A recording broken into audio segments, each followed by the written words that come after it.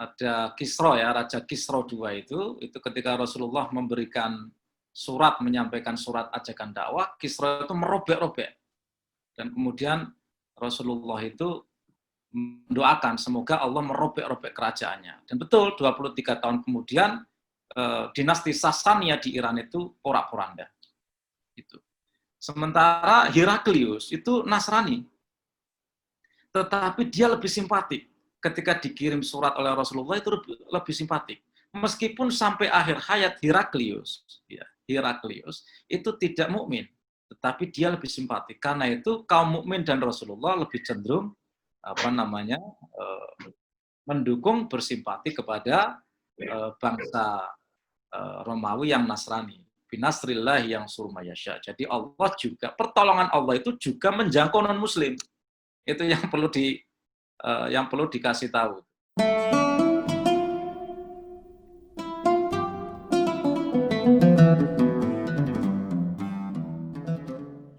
Kajian lalu kita sampai pada ayat Maliki Yaumiddin.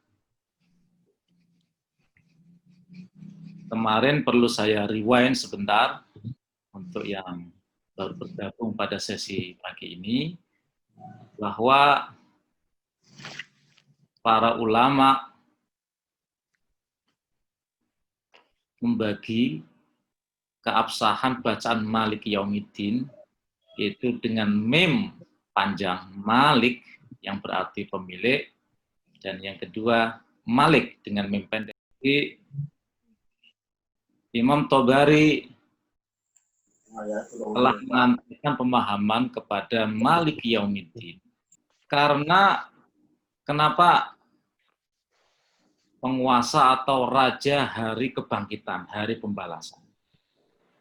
Apakah dengan demikian kemudian meloncat pada kesimpulan bahwa Allah itu hanya merajai, kalau bacaannya mim pendek, di hari pembalasan, di Yaumil Qiyamah?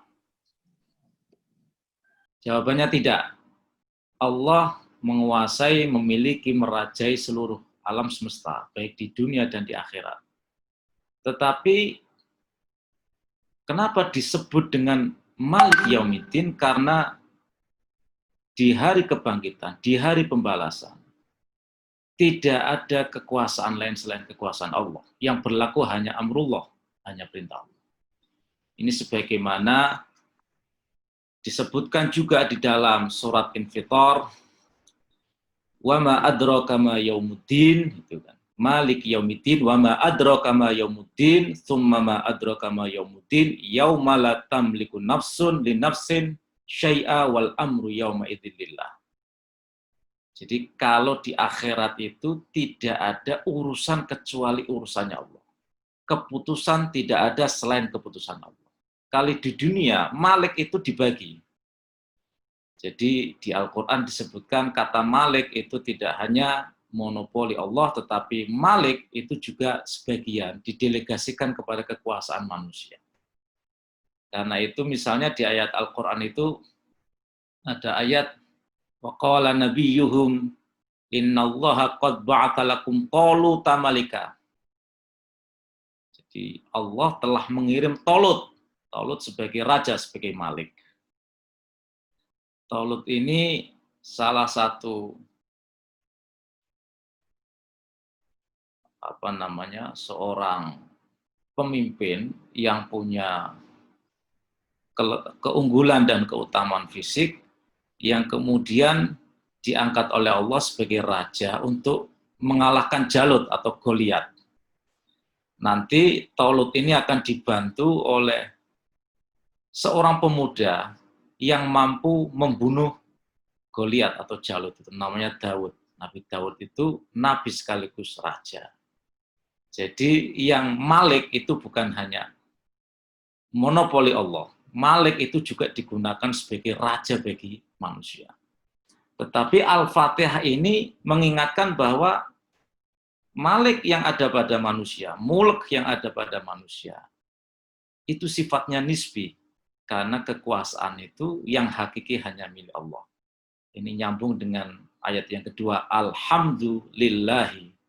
Jadi segala puji bagi Allah. Jadi kalau ada pujian terhadap kekuasaan, itu sifatnya isnad majazi, karena yang hakiki adalah kekuasaan Allah. Tidak ada kekuasaan yang sejati selain kekuasaan Allah. Itulah saripati dari sesi pengajian kemarin. Bapak Ibu sekalian, mari kita teruskan, masih terkait dengan Yaumiddin. Jadi kemarin itu Malik, sekarang ayat Yaumiddin. Bismillahirrahmanirrahim. Al-qaul fi ta'wili qaulihi ta'ala Yaumiddin. Tafsir tentang firman Allah Yaumiddin. Qala Abu Ja'far, wad-din fi hadzal mawdi' bi ta'wilil hisab wal majazah bil a'mal. Menurut mufassir, menurut Ibnu Jarir At-Tabari, ad-din di dalam masalah ini maknanya al-hisab wal majazah bil a'mal. Al-hisab itu perhitungan, wal majazah itu pembalasan, bil a'mal dengan perbuatan. Kama qala Ka'ab ibnu Juhail, idza ma ramainahum wa dinnahum mithla ma yuqriduna.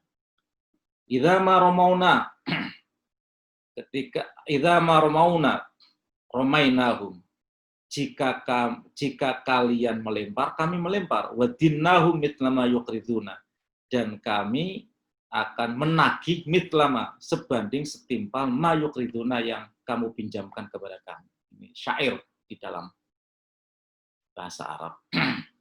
Jadi din di situ itu maknanya bukan agama, tetapi hisab atau perhitungan. Jadi Bapak Ibu sekalian, nanti mufassir akan menjelentrehkan, akan mengelaborasi makna din. Karena kalau di dalam bahasa Arab, dana yadinu dinan, fahuwa dainun, dana yadinu dainan fahuwa dainun. Itu artinya hutang. Tetapi dari akar kata yang sama, dana yadinu dinan itu isim fa'ilnya bukan dain.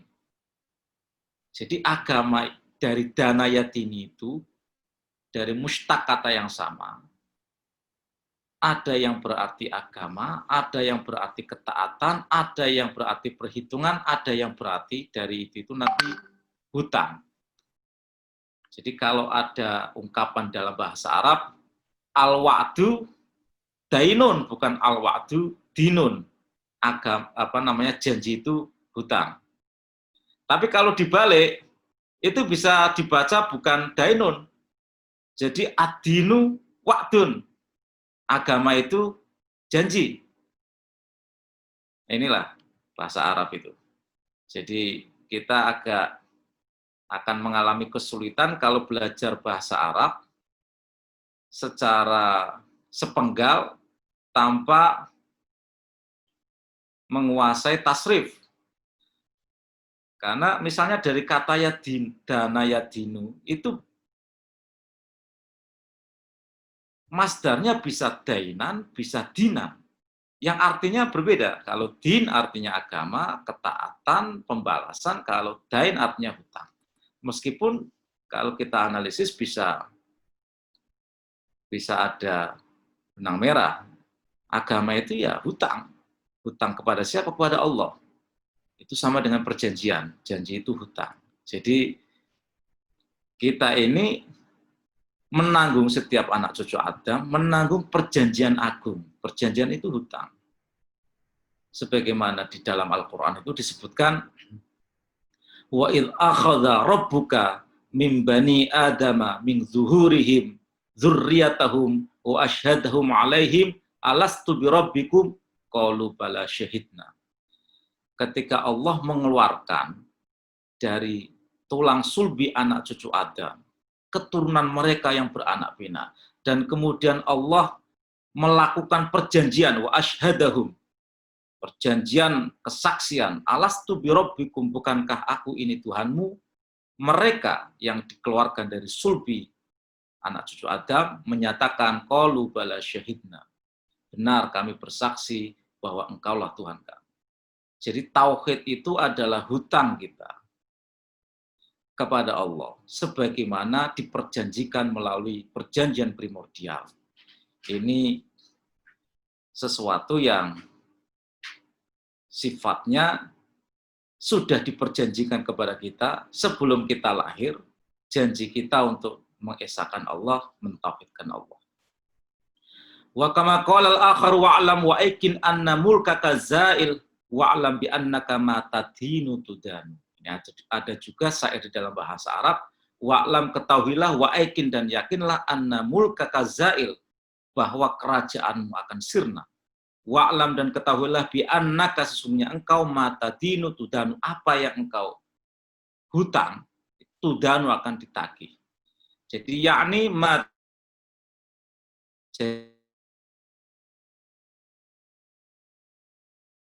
tagihan akan ditagih.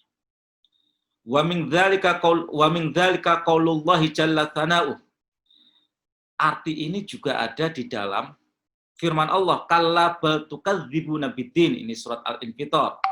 Kalla bal tukadzibuna biddin, janganlah demikian, bal tukadzibuna biddin, engkau sebaliknya tukadzibuna, mendustakan biddin, dengan hari pembalasan. Jadi din di sini maknanya adalah bil jaza, yakni bil jaza, pembalasan. Wa inna alaikum lahafidin, bagimu sesungguhnya terdapat lahafidin, di sini ini malaikat yang menjaga, yusuna ma ta'malun, yang menghitung apa yang kamu kerjakan, minal a'mal, dari perbuatan kamu. Wa qauluhu ta'ala, dan juga firman Allah dalam Al-Qur'an, falaula in kuntum ghaira madinin, andai kata in kuntum, seandainya saja engkau ghaira madinin, tidak akan ditagih, yakni ghairu majziyin, tidak akan dibalas bi'amalikum, dengan perbuatan kalian, wala muhasabin, dan tidak akan diperhitungkan. Jadi din di sini artinya adalah pembalasan perhitungan. Malik Yaumiddin, yang menguasai, Malik Yaumiddin, yang merajai hari perhitungan atau hari pembalasan. Jadi sekali lagi Bapak Ibu sekalian, din di sini punya akar kata yang sama. Dana yadinu dinan, dana yadinu dainan. Ada din bermakna agama, seperti misalnya dalam firman Allah, inna dina indallahil Islam. Din asal katanya adalah dana, artinya bisa ketaatan, bisa ketundukan. Jadi agama itu adalah ketaatan, ketundukan. Ini misalnya ada di dalam hadis itu disebutkan juga dalam kitab Ihya itu. Al-Qayyis man dana nafsahu wa amila lima ba'dal maut. Al-Qayyis, orang cerdas, man dana nafsahu, orang yang menundukkan nafsunya. Wa amila, dan beramal lima ba'dal maut, dengan orientasi setelah kematian. Jadi orientasinya itu kehidupan setelah kematian. Dana di situ itu artinya menundukkan. Jadi agama itu ketundukan. Agama itu kepasrahan, agama itu ketaatan.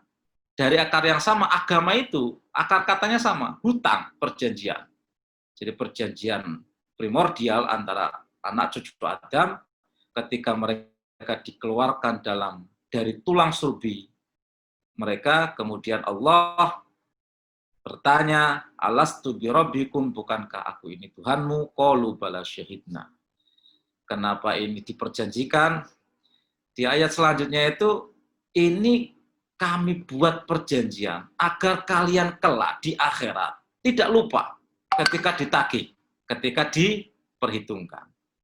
Jadi kalau kita ini hutang, nanti akan ditagih. Sama halnya, kita ini hutang komitmen tauhid kepada Allah, kelak di akhirat akan ditagih. Itulah akar kata dari makna ad-din. Waliddin ma'anun fi kalamil Arab. Din itu punya banyak makna di dalam bahasa Arab.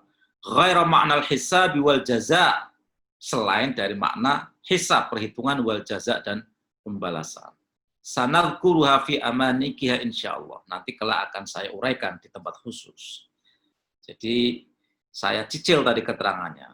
Din itu maknanya selain pembalasan atau jaza itu banyak di dalam bahasa Arab. Wa bima qulna fi ta'wili qoulihi yaumiddin. Ini takwil atau tafsir tentang yaumiddin. Ja'atil asar, ada athar, riwayat, anis salaf, dari ulama salaf minal mufassirin, para mufassir, ma'a tashihi syawahid ta'wilahum alladzi ta'awwaluhu fi dzalik. Dengan validasi ya, di tashih bahwa athar itu sah keterangannya. Haddatsana Abu Quraib Muhammad ibn al-Ala qala haddatsana Utsman ibn Sa'id qala haddatsana Bishr ibn Imarah qala haddatsana Abu Rauq an Dhahhak an Abdullah ibn Abbas Yaumiddin qala. Jadi ini riwayat dari Ibnu Abbas. Yaumiddin qala yaumi hisabil khalaiq, yaitu hari perhitungan makhluk. Wa huwa yaumul qiyamah, dan itu adalah hari kiamat. Yadinuhum bi'amalihim, Allah menagih atau membalas atau memperhitungkan mereka bi'amalihim dengan perbuatan mereka.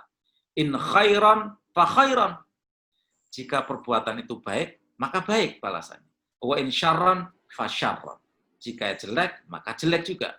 Illa man afa anhu fal amru amruhu, kecuali yang dimaafkan atau dimaafkan oleh Allah, fal amru amruhu, maka urusannya adalah urusannya Allah. Maqala, kemudian Allah bersabda, ala lahul khalqu wal amru.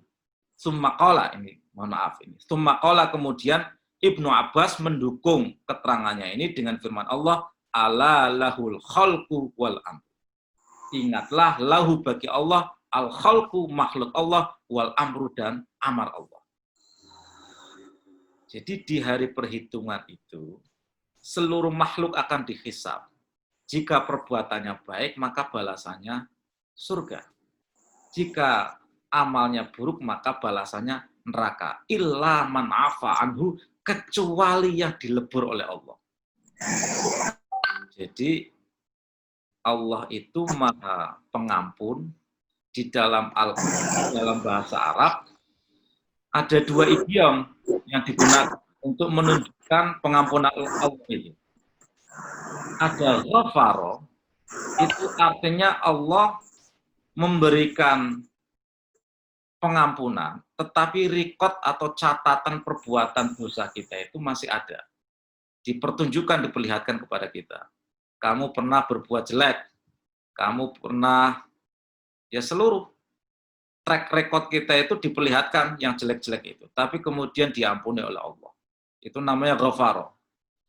Tapi ada sifat pengampunan yang lebih intensif. Jadi dosa kita itu bukan sekedar dimaafkan, bukan sekedar diampuni, tetapi catatan keburukan kita itu dihapuskan oleh Allah.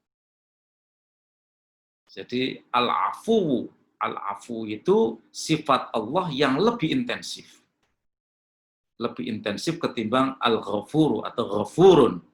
Ini yang doa yang diajarkan Rasulullah, afuwun itu dibaca ketika bulan Ramadan itu. Innaka afuwun karim. Jadi kita tidak hanya memohon kepada Allah pengampunan terhadap dosa kita, tetapi penghapusan amalan buruk terhadap dosa kita. Nah ini, ala lahul khalq wal amru. Bagi Allah itu ciptaan Allah, makhluk Allah, wal amru dan amar Allah. Artinya apa? Allah tidak bisa didikte oleh makhluknya. Bahkan amal perbuatan manusia itu tidak mendikte Allah untuk memasukkan. Misalnya amalnya itu baik, maka itu tidak ada kewajiban bagi Allah untuk memasukkan ke surga. Kalau amalnya buruk, tidak ada kewajiban Allah. Jadi sekali lagi, bukan kewajiban Allah memasukkan ke surga orang yang taat kepadanya, bukan kewajiban Allah untuk memasukkan ke neraka orang yang durhaka kepadanya. Jadi ini hadis sahih, ma min abdin yunjihi amaluhu. Jadi bukan amal perbuatan manusia yang menyelamatkan dia dari neraka. Wa ma anta ya Rasulullah, dan juga bukan engkau ya Rasulullah. Rasulullah menjawab, wa ma ana illa anta ghammadani rabbi birahmati. Juga bukan aku kecuali Allah selimuti aku dengan kasih sayangnya, dengan rahmatnya. Jadi soal surga dan neraka itu karunia.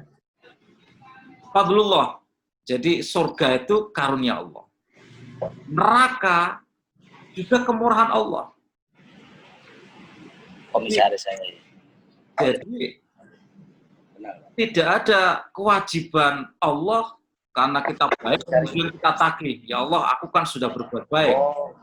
Maka tidak patut bagi engkau memasukkan aku ke neraka. Atau Allah juga tidak boleh didikte untuk memasukkan ke neraka orang yang mendurhakai. Ala lahul khalq wal amru. Inilah. Jadi Allah itu berwenang atas segala sesuatu. Jadi kalau kita atas perbuatan baik kita, kemudian kita masuk surga, itu atas kemurahan Allah, bukan kewajiban Allah. Kalau ada orang durhaka kepada Allah, kemudian diampuni, itu juga kemurahan Allah.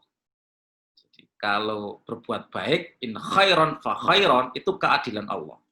Tetapi doa kita itu bukan keadilan Allah. Doa kita itu rahmat Allah. Arju rahmataka wa akhsya azabak.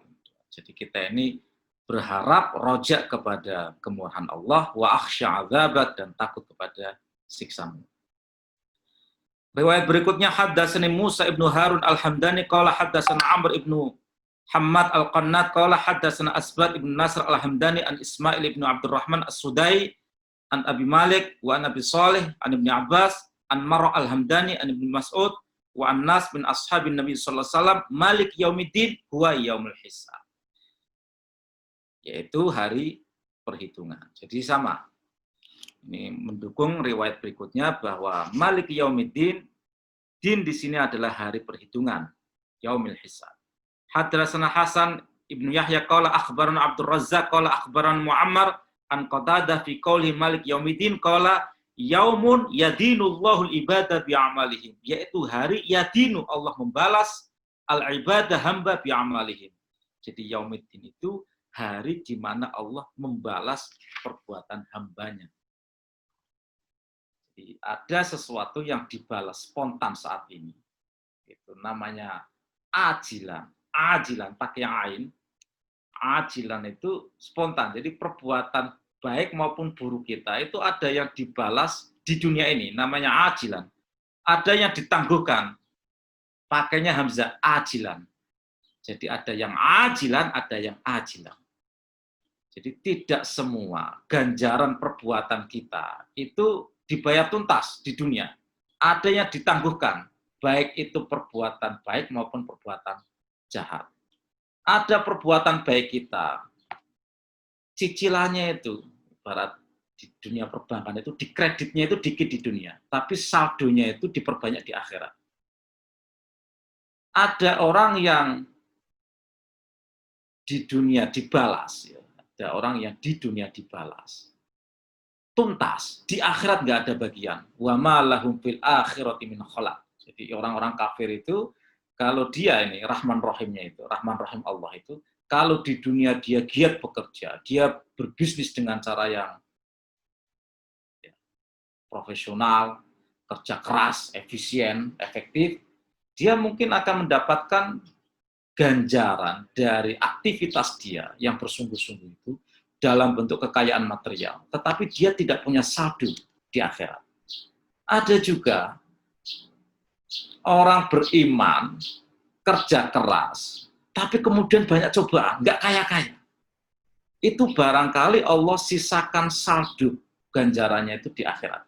Jadi itu ajilan, ditunda, ditempo. Jadi ada yang ajilan, ada yang ajilan. Nah, doa kita itu ya di dunia hasanah, di akhirat hasanah.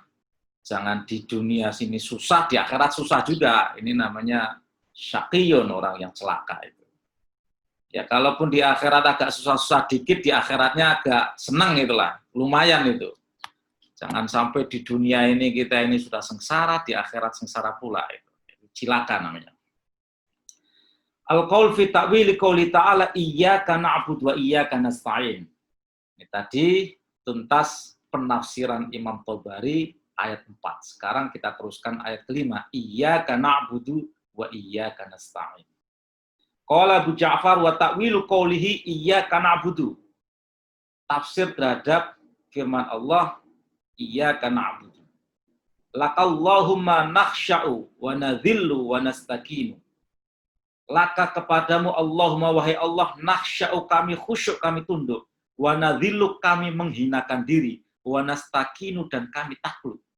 Iqraran pengakuan laka kepadamu ya Rabbana, wahai Tuhan kami, birrububiyah dengan sifat rububiyah, la li ghairika, tidak kepada selain Engkau.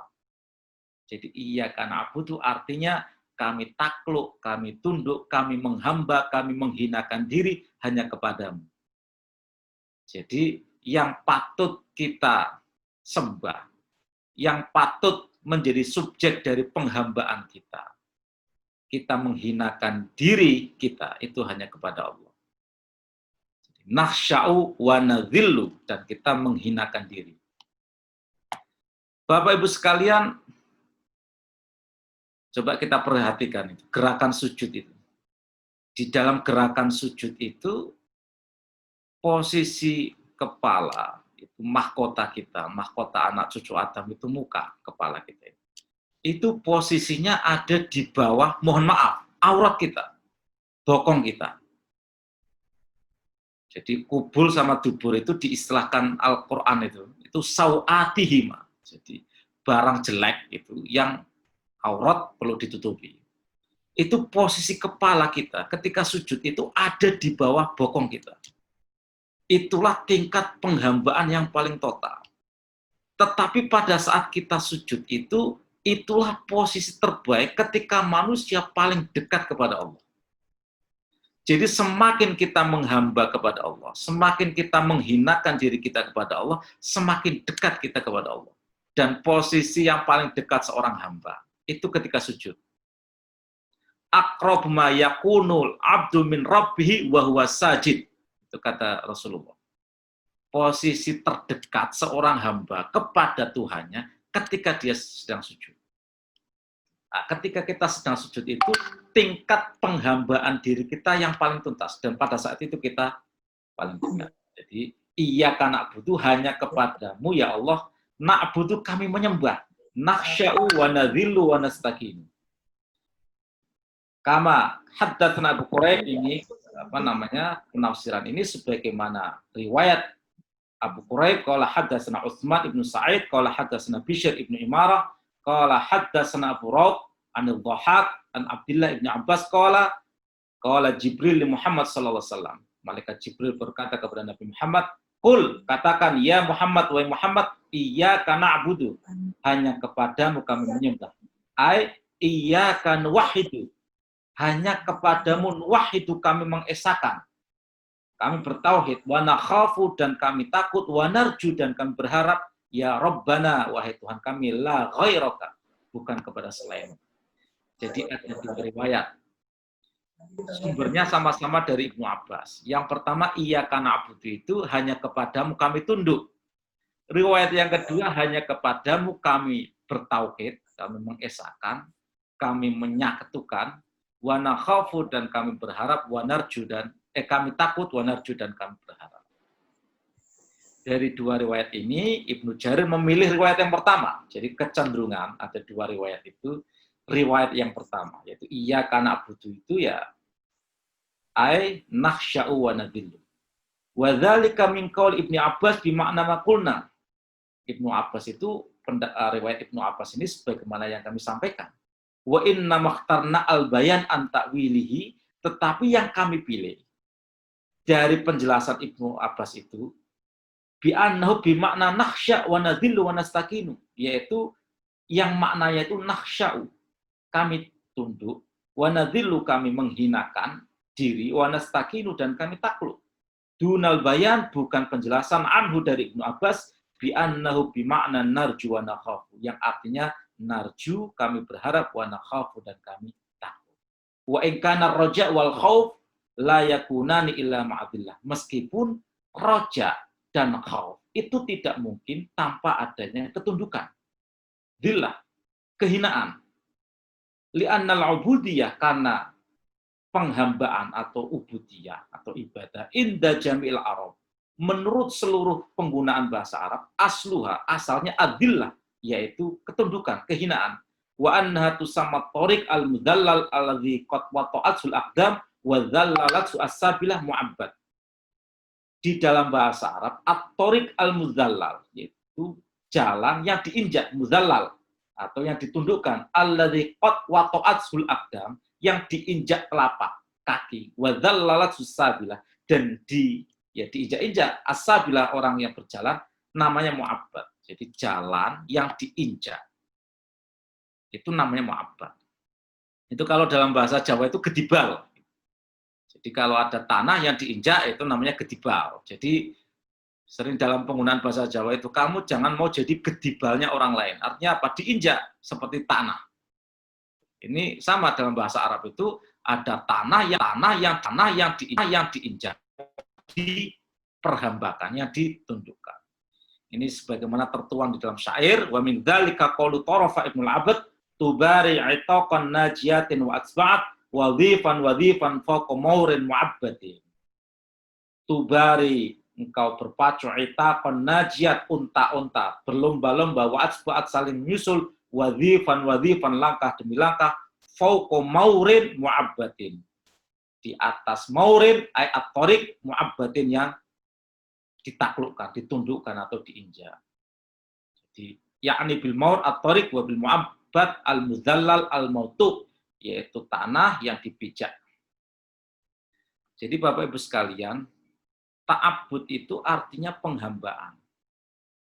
Penghambaan itu ya kita harus mampu menghinakan diri kita, merendahkan diri kita serendah-rendahnya.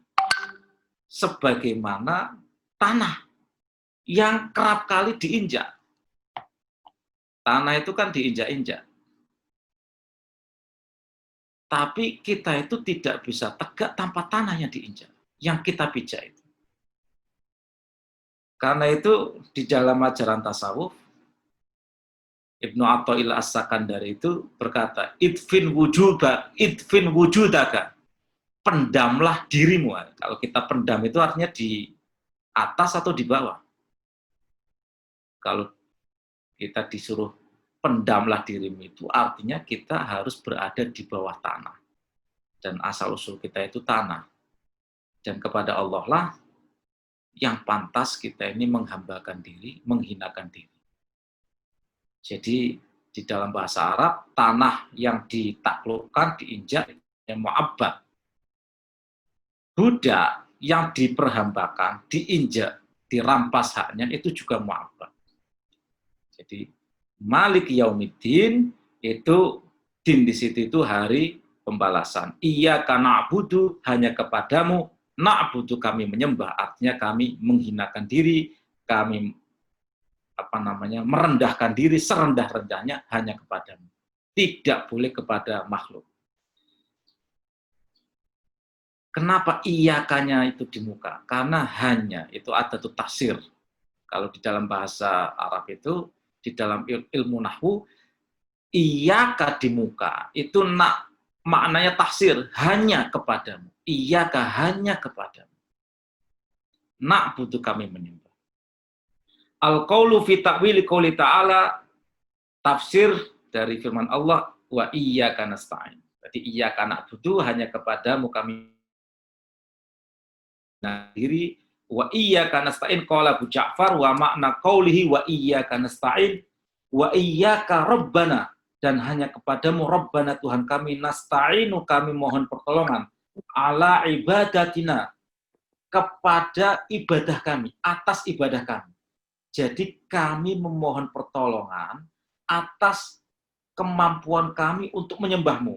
Iyaka kepadamu, wa ta'atina, dan ketaatan kami laka kepadamu, fi umurina, di dalam segala urusan kami, kuliah, la ahadan siwaka, bukan kepada seorang pun siwaka selain kamu.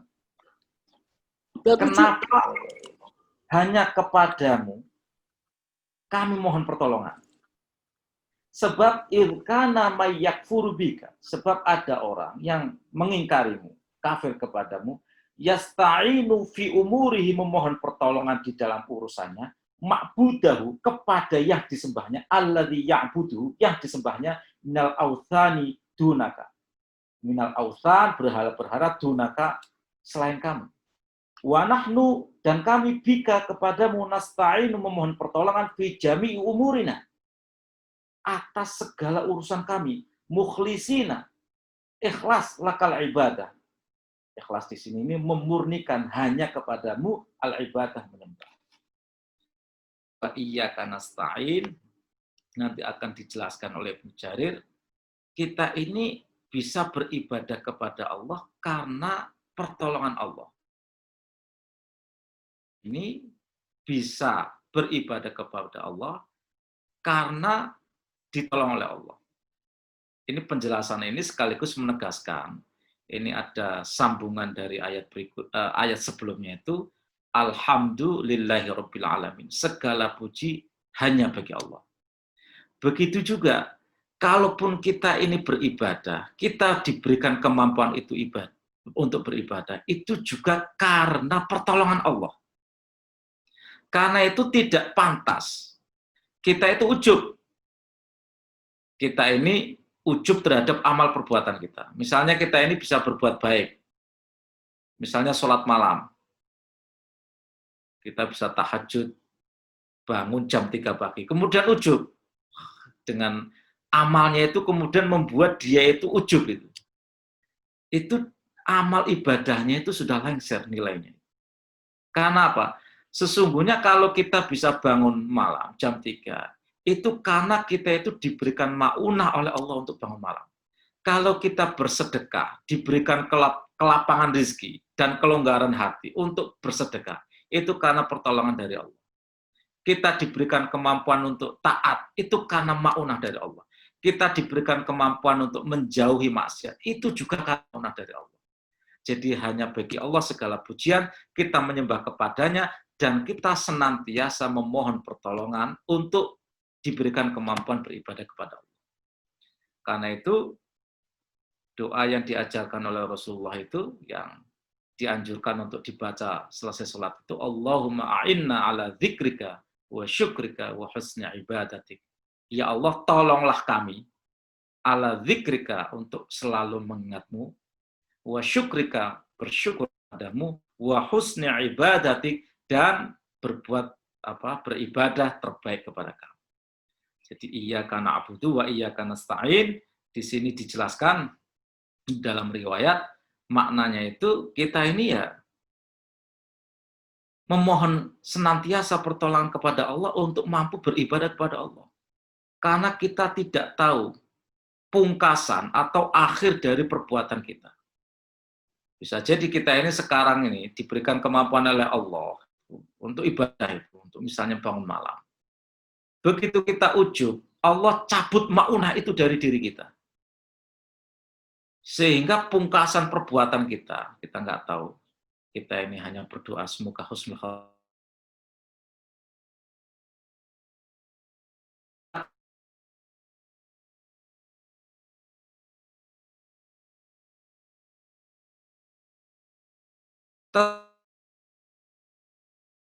Kita pertolongan maunah Allah agar terus-menerus bisa beribadah kepada Allah. Itu kuncinya. Iya, kalladzi haddatsana, keterangan ini sebagaimana diceritakan oleh Abu Quraib, qala haddatsana Utsman ibnu Sa'id, qala haddatsani Bishr ibnu Imarah, qala haddatsani Abu Rauk an Dhahak an Abdullah ibn Abbas, wa iyyaka nasta'in, qala, menurut Ibnu Abbas, iyyaka, hanya kepadamu, nasta'inu, kami mohon pertolongan, ala ta'atika, untuk taat kepadamu, wa ala umurina kulliha, dan atas segala urusan kami semuanya. Jadi kami memohon isti'an. Isti'an itu memohon pertolongan untuk senantiasa kepadamu. Nah, ini mulai nih Ibnu Jarir terusan keterangannya itu mulai polemis, mulai seolah hadapan beliau itu ada orang yang bertentangan dengan pendapat beliau. Fa in qala qail, jika ada orang berpendapat, wa ma makna amrillah ibadahu bi ayyas'aluhu al-ma'una ala ta'atihi. Maknanya apa? Orang, ya, Allah memerintahkan kepada hambanya untuk memohon ma'unah kepada ketaatan kepadanya. Jadi maknanya apa? Ke orang disuruh ya, memohon ma'unah Allah untuk senantiasa taat kepada Allah. Jadi untuk taat itu juga perlu pertolongan Allah. Au awajaizun, apakah boleh? Waqad amaruhum bitaatihi, padahal Allah telah memerintahkan untuk taat kepadanya, alla yu'inahum 'alaiha. Apakah boleh? Allah kan menyuruh hambanya untuk taat. Kemudian Allah tidak menolong hambanya kepada ketaatan. Ini seolah-olah Ibnu Jarir ini berdebat dengan orang. Amhal yaqulu qailun li rabbi. Apakah boleh seseorang itu berkata kepada Rabbnya, iyyaka nasta'in, hanya kepadamu kami mohon pertolongan, ala ta'atika, kepada ketaatan kepadamu, illa wahwa ala qaulihi dzalika mu'an. Padahal ketika dia bicara begitu, itu juga dia ditolong oleh Allah. Wa dzalika huwa ta'ah, dan ucapan itu juga bentuk ketaatan. Iyyaka nasta'in. Fama wajhu mas'alatil abdi rabbahu wa qad a'tahu iyyah. Maka bagaimana penjelasannya? Kila, dijawab oleh Ibnu Jarir. Inna ta'wila dzalika ala ghairil wajhi alladzi dhahabta ilaih. Tafsir dari ayat ini itu tidak seperti perspektif kamu. Wa innamad da'i, orang yang berdoa kepada Allah, wa innamad da'i rabbahu minal mu'minin ayyu'inahu ala ta'atihi iyyahu. Orang yang berdoa kepada Allah dari hamba-hamba yang beriman untuk ditolong atas ketaatan, ditolong kepada ketaatan, da'in itu sesungguhnya dia berdoa ayyu'inahu, untuk memohon agar Allah memberikan pertolongan kepadanya fima baqiya min umurihi. Nah, fima baqiya min umurihi, atas apa yang masih tersisa dari umurnya, alama kallafahu min ta'atihi, untuk melaksanakan segala kewajiban yang dibebankan Allah kepadanya, min ta'atihi, yang berbentuk ketaatan. Duna ma qad tafawwadh, bukan sesuatu yang telah putus, wa madha min a'mali, yang telah lewat dari perbuatannya, as-sholihah fima khala min umuri, dari yang sudah lalu. Jadi kenapa kita itu sudah sholat, kemudian di dalam sholat kita baca Fatihah, itu kan bentuk ketaatan, tapi kita masih disuruh terus berdoa iyyaka na'budu wa iyyaka nasta'in. Menurut Ibnu Jarir, doa itu adalah doa seorang hamba agar Allah terus-menerus memberikan kekuatan, memberikan pertolongan, agar di sisa umurnya terus-menerus berada di jalan ketaatan, terus-menerus berada di jalan ketundukan kepada Allah. Jadi, kan ada yang nyeleneh ini, ada orang yang menafsirkan itu, kita ini sudah taat kok masih disuruh ini, masih disuruh terus, misalnya ihdinas siratal mustaqim, tolonglah kami kepada jalan yang lurus, tunjukilah kami kepada jalan yang lurus. Nah, ketika kita sholat itu kan kita sedang menempuh jalan lurus. Kenapa kita masih diperintahkan untuk memohon pertolongan kepada Allah, ditunjukkan kepada Allah, ditunjukkan oleh Allah kepada jalan yang lurus? Karena sesungguhnya kita ini tidak tahu sisa usia kita itu apakah masih dalam jalan ketaatan atau kita tergelincir kepada jalan kemaksiatan. Karena itu sebagai seorang hamba kita diperintahkan untuk senantiasa memohon taufik dan maunah kepada Allah agar tidak tergelincir, agar tidak meleset dari jalan ketaatan yang sudah digariskan. Wajazat mas'alatul abdi rabbahu dzalika li'anna i'ta Allah abdahu dzalika ma'atam kinihi jawarihahu li'adai ma kallafahu min ta'ati.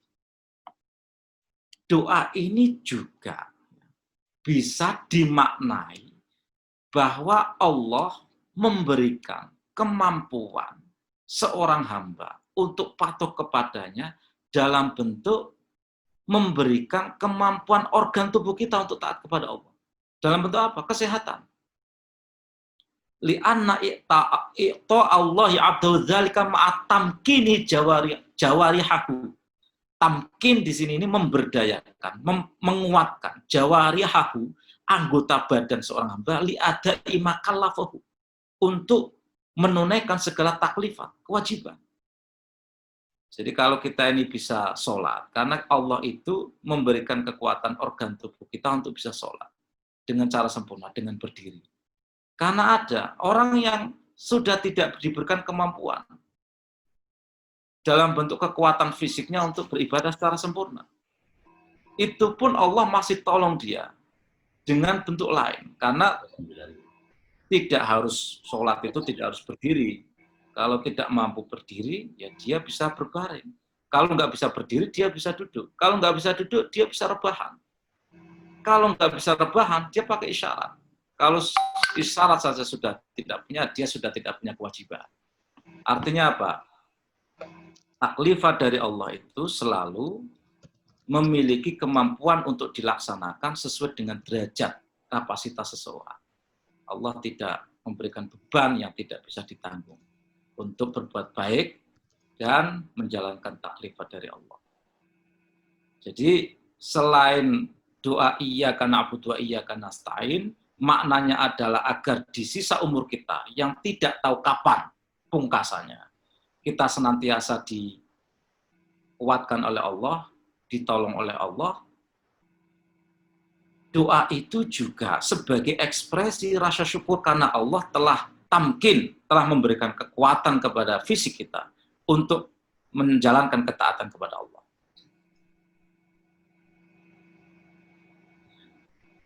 Fadlun minhu jalla thana'uhu wa tafaddala bi alaihi. Jadi kekuatan itu fadlun, bentuknya itu adalah dia merupakan pemberian, anugerah, karunia dari Allah. Wa lutfun minhu latafa fihi, latafa lahu fihi. Dan juga lutfun, ya. Lutfun itu kelembutan, kasih sayang yang diberikan Allah kepada hambanya. Walaisa fi tarki at-tafaddul ala ba'di ubaidihi bitaufiq. Ini kalimatnya panjang. Walaisa fi tarki at-tafaddul ala ba'di ubaidihi bitaufiq. Dan bukanlah ketika Allah tidak memberikan anugerah kepada salah satu hambanya, ma ishtighali abdi bi ma'siyatihi wan sirafi an mahabbatihi. Dia terus-menerus ya, orang itu yang tidak misalnya ada orang ini, dia sibuk dalam kemaksiatan, wan sirafi an mahabbati, dan berpaling dari mencintai Allah. Wala fi bastihi fadla ala ba'dihim, dan tidak pula ketika Allah memberikan fadilah atau anugerah ma ijhadil abdi nafsu ma fi mahabbat musara'atihi ila ta'atihi, kepada hamba yang dia itu tekun beribadah kepada Allah, mahabbah kepada Allah, musara'ah itu bergegas ila ta'ati, kepada ketaatan kepada Allah, fasadun fi tadbirin wala jurun fi hukmi. Allah. Ini maksudnya begini, ini panjang kalimatnya. Tidak harus. Khobarnya itu di akhir. Kali hadis hari itu selesai gitu. Dia mau saya minta hari ini. Tolong Pak Admin ini, ada yang baru masuk.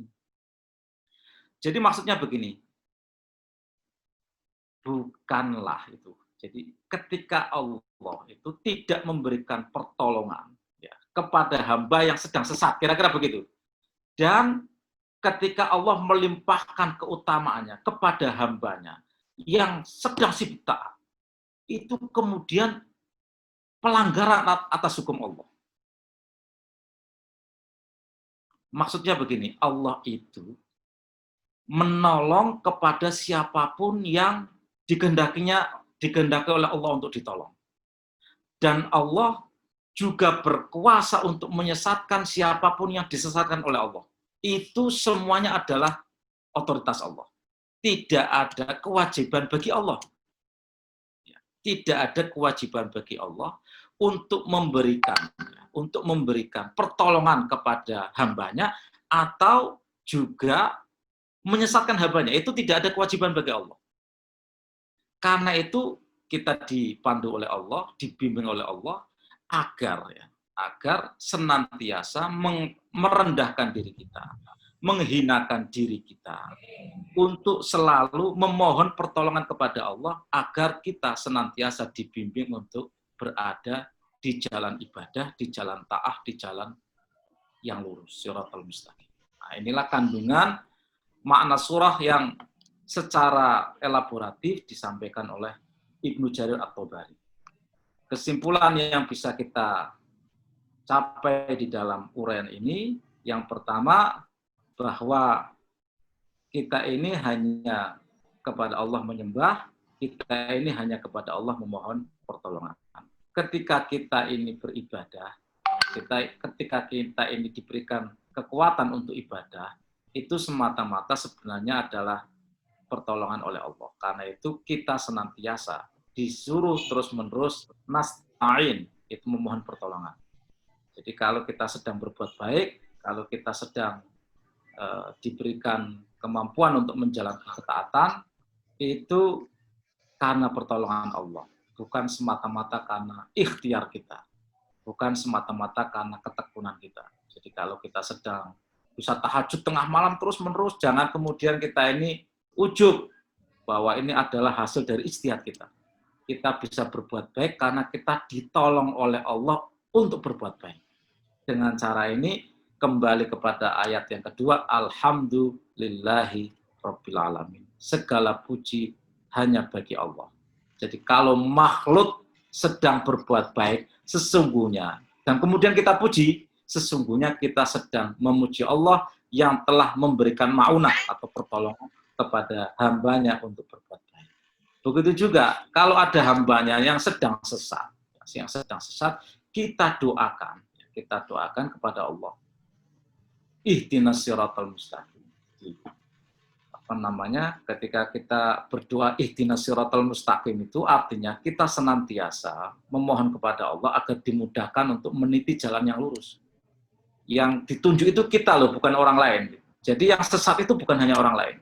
Ihdina itu artinya meskipun kita ibadah, bisa jadi di dalam ibadah kita itu karena ada sifat kemakhlukan, ada komponen-komponen riya, ada komponen-komponen ujub yang itu bisa menggelincirkan ibadah manusia dan menurunkan nilai pahala. Demikian Bapak Ibu sekalian, mudah-mudahan tafsir ini atau Bari yang kita ulas tadi memberikan pemahaman kepada kita yang lebih agar kita semakin bisa mendekatkan diri kepada Allah melalui firman-firman. Terima kasih Pak Faisal. Saya kembalikan kepada host. Silakan Pak Faisal. Baik, makasih pada Kiai Khalid Sairozi. Bapak Ibu sekalian yang dirahmati Allah Subhanahu wa taala, demikianlah paparan kajian tafsir Tabari kita hari ini. Untuk itu kami persilakan kepada peserta sekalian yang ingin menyampaikan pertanyaan atau juga ingin memberikan ulasan terkait dengan kajian kita pagi ini. Kami persilakan untuk secara langsung dapat menyampaikan pertanyaan kepada Kiai kita, dan mudah-mudahan Bapak Ibu sekalian dapat mengikuti kajian kita ini dengan baik. Monggo kami persilakan. Siapa yang mau menyampaikan pertanyaan? Pak Faisal, saya ini jangan dipanggil Kiai, jadi kita ini sekedar ngaji, jadi nggak pantas. Siap. Assalamualaikum Kiai Faisal. Ya, monggo Pak Arif, monggo. Ya, Gus Khalid, nuwun sewu, saya mau tanya, tapi agak sedikit melenceng dari tema hari ini, meskipun kaitannya tadi seperti yang dibilang oleh Gus Khalid bahwa seseorang dengan amal baik tidak ada kewajiban Allah untuk memasukkan ke dalam surga dan lain-lain. Saya itu selalu tergelitik sedikit ketika membaca surat Al-Lahab, Tabbat yada Abi Lahabi wa tab. Selalu berpikir bahwa yang artinya di situ seperti ayat pertama, binasalah kedua tangan Abu Lahab dan lain-lain, sesungguhnya dia akan binasa dan seterusnya. Saya meyakini bahwa Al-Quran ini secara redaksional itu dikreasi oleh Allah jauh sebelum alam semesta ini diciptakan olehnya. Saya selalu meyakini itu. Secara redaksional global bahwa Allah sudah punya planning ke depannya, bahwa ada lahir seorang Abu Lahab dan lain-lain. Tetapi dalam surat Al-Lahab ini, seakan kelahirannya Abu Lahab ini hanya sebagai contoh, bahwa seorang yang dengki, seorang yang dengan kelakuannya seperti dia, itu akan dimasukkan dalam neraka.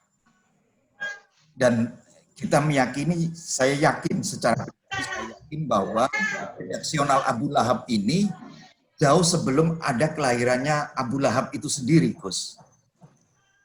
Jadi ya mohon maaf, memang agak jauh dari dari surat Al-Fatihah hari ini, tetapi ini kan juz 30, mungkin nanti kita menemukan surat Al-Lahab ini. Ada tanggapan mengenai surat Al-Lahab ini? Ini kan seperti contoh aja bahwa Abu Lahab ini lahir, besar, meninggal, itu memang seperti seakan-akan memang masuk neraka seperti itu, Gus. Mohon tanggapannya, Gus. Baik. Baik, Mas Arief. Langsung mau ditanggapi,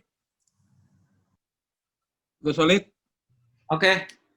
Ya. Langsung dari Mas Arief, ini memang yang pertama, respon saya. Yang pertama, Al-Quran itu sudah tersimpan di Lauhil Mahfuz. Kemudian diturunkan bitadrij. Bitadrij itu bertahap. Karena itu ada situasi yang disebut dengan zamani, makani. Ada sesuatu yang transendental. Prinsip-prinsip ajaran yang diturunkan oleh Allah melalui Al-Quran itu transendental. Tetapi ada yang sifatnya itu respon aktual terhadap peristiwa-peristiwa yang memang sudah dirancang oleh Allah untuk dihadapi oleh Nabi Muhammad. Salah satu contohnya adalah Abu Lahab. Ya, Abu Lahab ini bisa jadi, ya, dia itu ya salah satu contoh orang yang menentang Rasulullah setelah mendapatkan bukti yang nyata. Orang yang menentang Rasulullah, di hadapannya itu ada mukjizat, bukti yang nyata, kebenaran yang terang benderang. Dia orang terdekat Rasulullah, masih kerabat.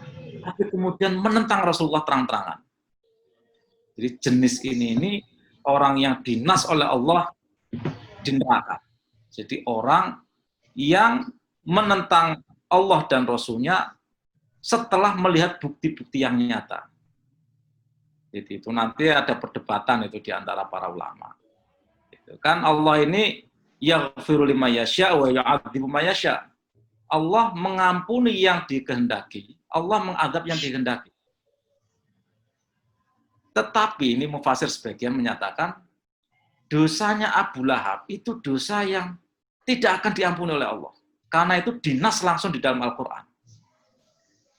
Ada juga orang yang menentang Rasulullah, tapi tidak secara langsung. Tidak menyakiti Rasulullah secara langsung, tetapi mengingkari ajaran-ajaran Rasulullah. Tapi tidak menyakiti secara langsung. Jadi ada 3 ini. Satu, orang yang beriman kepada Rasulullah. Kemudian yang kedua, orang yang menentang risalah Nabi setelah kepadanya terdapat bukti-bukti yang nyata. Ini seperti Abu Lahab yang dinas abadal abad ini, masuk neraka selama-lamanya. Ada orang yang tidak mengikuti Rasulullah karena dia tidak mendapatkan ajaran tentang Rasulullah, tidak mendapatkan risalah Rasulullah. Itu namanya ahlul fatrah. Ahlul fatrah itu bisa juga dia hidup di masa jeda kenabian itu, atau tidak terjangkau dakwah Islam. Itu kalau menurut Imam Ghazali dalam Ihya, orang yang tidak terjangkau dakwah Islam, meskipun dia tidak mengikuti ajaran Nabi, dia bisa jadi akan menjadi objek dari pengampunan Allah.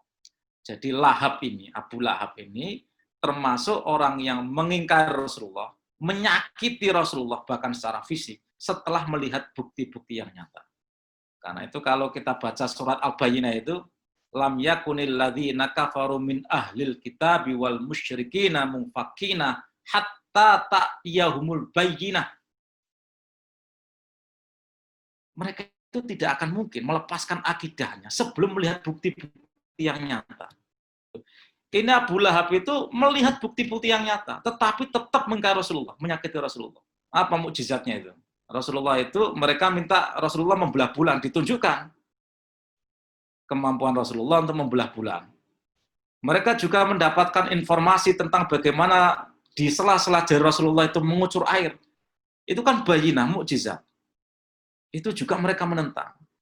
Jadi sudah kebacut kalau bahasa Jawa Timurnya itu.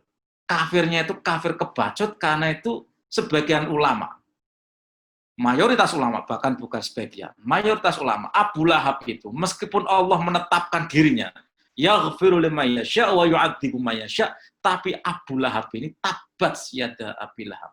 Itu dinas tidak akan masuk surga sampai kapanpun, abadal abad. Tidak akan keluar dari neraka abadal abad. Nah itu.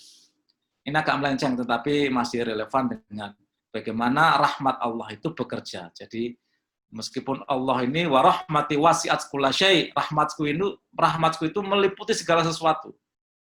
Nah, kecuali yang sebagian kecil tadi itu, rahmat Allah yang boleh mengampuni siapapun yang diampuni itu. Tetapi seperti Abu Lahab itu dinas tidak akan pernah diampuni. Nah, itu kira-kira. Baik, Arif, mudah-mudahan pencerahan ini dapat memberikan gambaran terhadap pertanyaan Mas Arif tadi. Selanjutnya, saya persilakan pada Mas Abdul Jalil dari ISNU Kendari. Monggo, Mas Abdul Jalil. Assalamualaikum warahmatullahi wabarakatuh. Waalaikumsalam warahmatullahi wabarakatuh.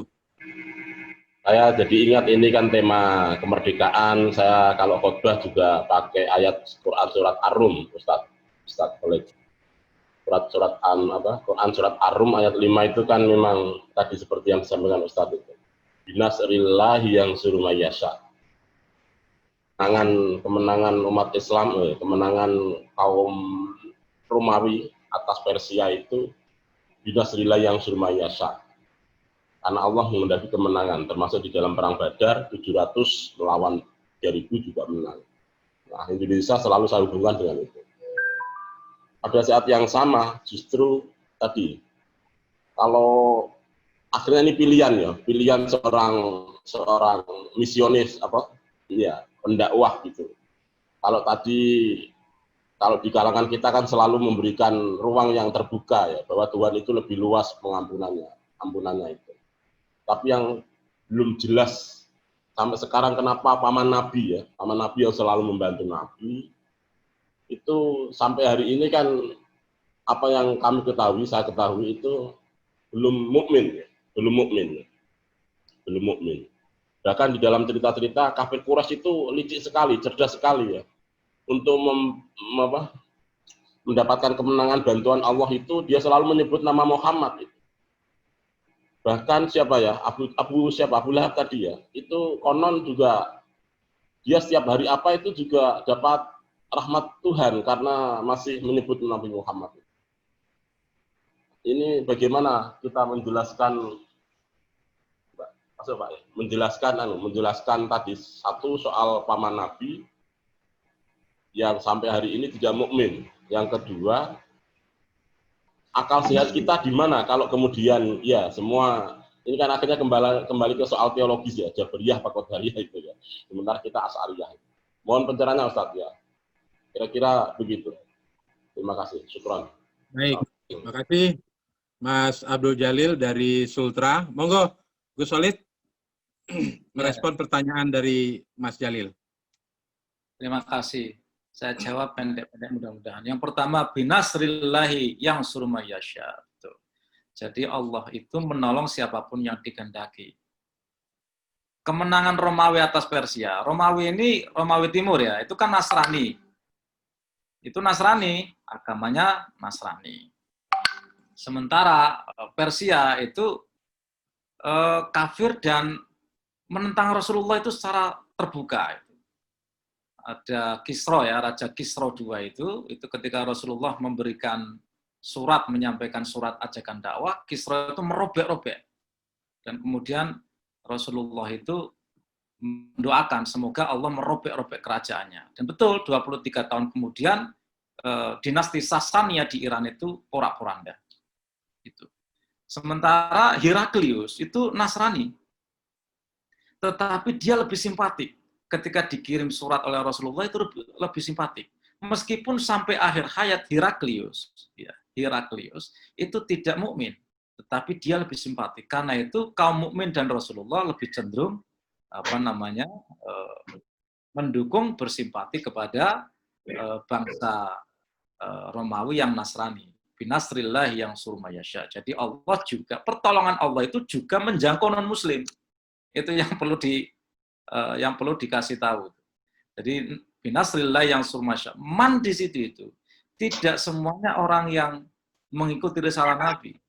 Karena bangsa Romawi Timur yang tetap tidak mengimani risalah Muhammad, tetapi mereka tidak menyakiti Nabi, tidak konfrontatif, itu ditolong oleh Allah.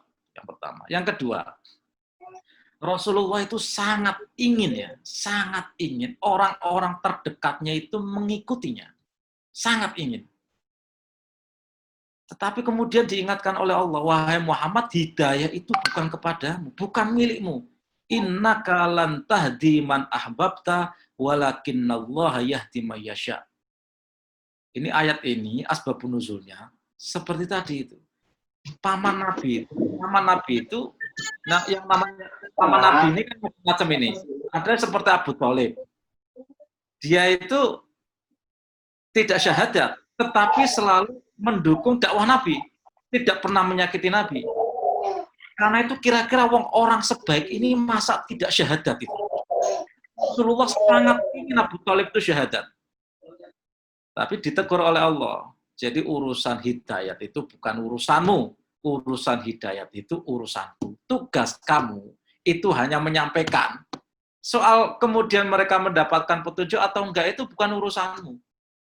Fala'allaka bakhi'un nafsaka ala atharihim illam yu'minu bihadzal hadits asafa. Soalnya kalau kita itu ngeden tahu nggak, ngotot. Pokoknya saya ingin hidayah ini menjangkau semua orang. Sehingga kemudian ketika dakwah kita itu tidak diterima, kemudian kita itu stres, frustasi, bunuh diri. Nah itu ditegur sama Allah, itu bukan urusanmu. Kamu itu menyampaikan soal yang ikut kepadamu itu 12. Itu urusanku. Nanti kemudian yang memperluas hidayah itu sampai menjangkau seluruh makhluk, itu juga urusanku. Jadi sekali lagi hidayah itu bukan milik kita. Termasuk Nabi yang sangat ingin agar Abu Thalib itu mukmin. Itu kan banyak riwayat itu ya. Ada satu riwayat Abu Thalib itu di ujung ajalnya itu umi-umi, tahu nggak umi-umi itu? Bergumam itu. Itu ikrar syahadat. Tetapi di riwayat itu juga disebutkan, Rasulullah kemudian bilang, aku tidak mendengar umi-uminya itu. Tapi kalangan Syiah itu meyakini bahwa Abu Thalib itu di ujung ajalnya itu dia syahadat kepada Rasulullah. Tetapi sekali lagi ya, kekafiran Abu Thalib itu berbeda level kekafirannya Abu Lahab. Jadi kalau pakai istilahnya Ibnu Abbas itu kufrun duna kufrin. Karena itu, kalau Abu Lahab dinas di dalam Al-Quran, tabat yada, itu abadal abad, tidak akan mungkin keluar dari neraka. Sementara terhadap Abu Thalib ya, tidak mungkin keluar dari neraka, meskipun memang ada riwayat soal Abu Lahab itu. Dia itu sumringah ya, gembira terhadap kelahiran Rasulullah. Sehingga di setiap maulid Rasulullah, di hari kelahiran Rasulullah itu diangkat sedikit. Dari neraka yang paling bawah itu, diangkat sedikit. Tapi ada yang lain, karena Abu Thalib itu tidak nas, yaghfiru liman yasha wa yu'adzibu man yasha, sepenuhnya adalah otoritas Allah. Sepenuhnya adalah otoritas Allah. Itu karena ada riwayat-riwayat juga Rasulullah itu nerakanya Abu Thalib itu. Nerakanya Abu Thalib itu tidak sepanas nerakanya Abu Lahab itu. Rasulullah kemudian cara menyampaikan syafaatnya itu sekujur tubuh Abu Thalib itu diludahin. Sehingga kemudian ini menjadi pereda dari panasnya api neraka. Itu yang kedua. Saya kira rahmat Allah menjangkau semuanya, yaghfirul liman yasha wa yu'adzibu man yasha, dan kita hanya mengikuti informasi sebagaimana yang sampai kepada kita.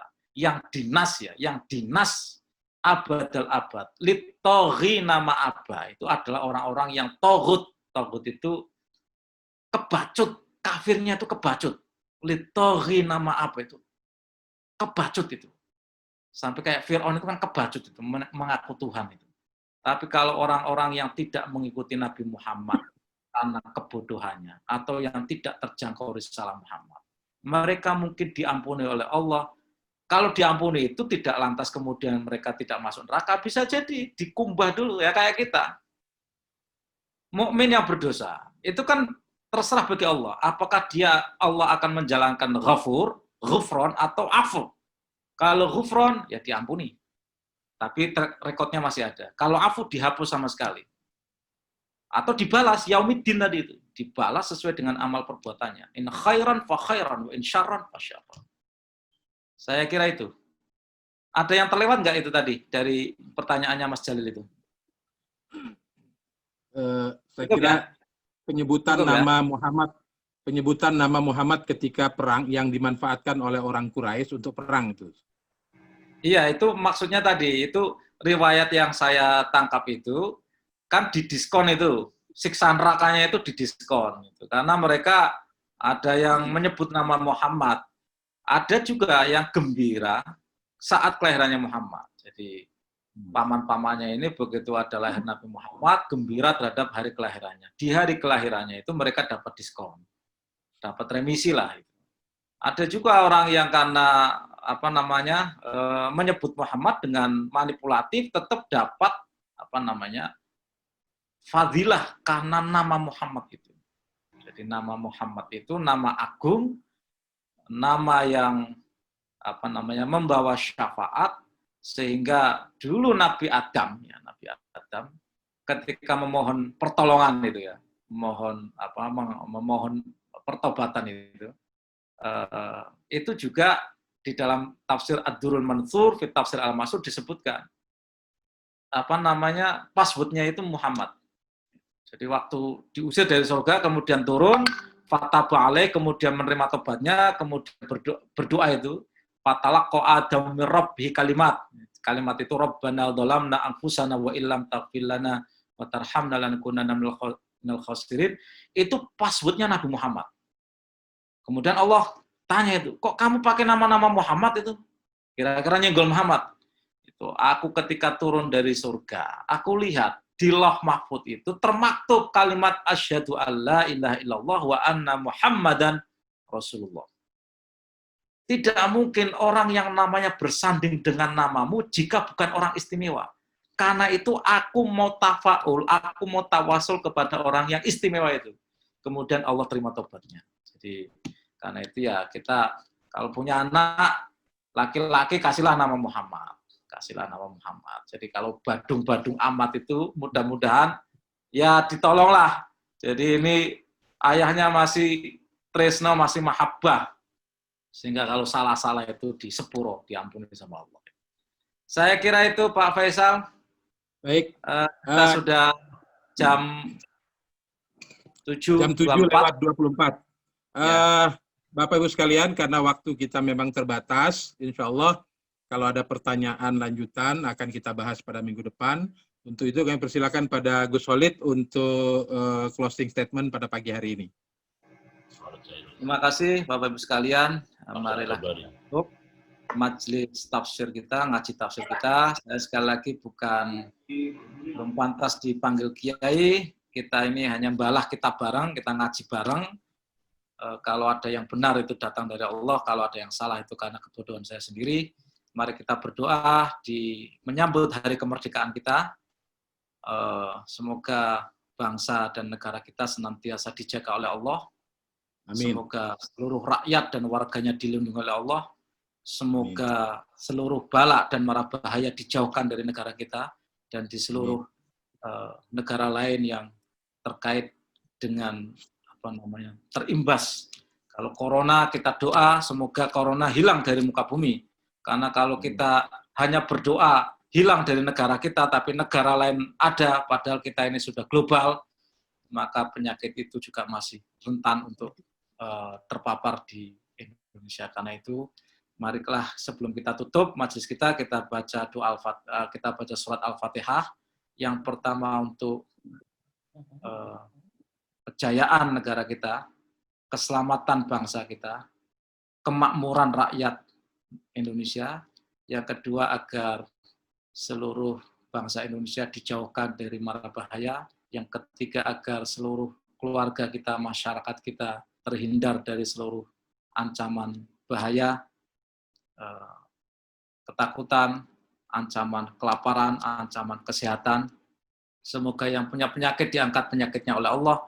Semoga yang rizkinya tersumbat dibukakan oleh Allah. Semoga yang anaknya sekolah dibukakan akalnya oleh Allah untuk menempuh jalan pendidikan yang terbaik. Semoga kita yang masih sekolah S3 dimudahkan untuk menulis disertasi, untuk menulis tesis. Yang Amin. masih S1 dimudahkan untuk belum mudah-mudahan diperjodohnya oleh Allah, yang sudah berkeluarga mudah-mudahan dilanggengkan oleh Allah. Amin. Ala hadiniyah wa kulli niyatin sholih al-Fatihah. Bismillahirrahmanirrahim. Ar-Rahmanir-Rahim. Maliki yaumiddin. Iyyaka na'budu wa iyyaka nasta'in. Ihdinas siratal mustaqim. Siratal ladzina an'amta 'alaihim ghairil maghdubi 'alaihim waladdallin. Amin. Terima kasih sahabat-sahabat sekalian yang telah berkenan menjadi partisipan dari ngaji kita. Sekali lagi saya sampaikan, ngaji ini orientasinya adalah tabaruk yang pertama, yang kedua silaturahim, agar kita semakin kenal, semakin merekatkan jalinan ukhuwah kita. Yang kedua silatul afkar, kalau ada sharing pemikiran juga bisa kita kembangkan di sini. Semoga kita semua dimudahkan, diberikan pertolongan oleh Allah. Ada juga saya sebut mungkin di sesi ini saya mengucapkan terima kasih kepada NU Online yang berkenan merilai acara ini, yang berkenan hadir. Ada juga dari BOD kantor saya, PT Angkasa Pura Logistik, ada Pak Dani Taharsyah, ada Pak Munir. Mudah-mudahan kita semua diperkuat usaha kita, usaha dunia dan akhirat. Wallahul muwaffiq ila aqwamit thoriq. Wassalamualaikum warahmatullahi wabarakatuh.